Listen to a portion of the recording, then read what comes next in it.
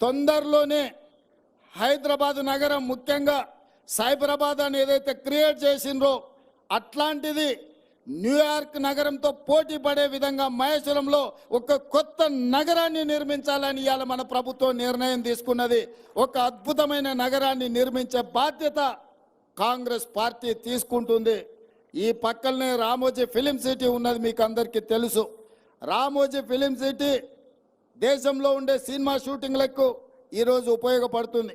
కానీ మా ప్రభుత్వం ఇంకొక ఫిలిం సిటీని క్రియేట్ చేయాలని ముంబైలో మహారాష్ట్రలో ఉన్న హిందీ ఫిల్మ్ ఇండస్ట్రీ మొత్తం ఇక్కడికి రావాలి.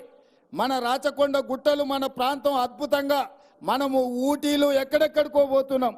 ఒక్కసారి మునుగోడు వెనుక ప్రాంతము, ఇబ్రాహీంపట్నం ముందు ప్రాంతం, రామోజీ ఫిలిం సిటీ పక్కల నుంచి ఆ తండాలకు నేను ఎన్నికల ప్రచారంలో పోతే అద్భుతంగా మనకు ఊటీ కంటే అద్భుతంగా మన ప్రాంతం కనిపించింది.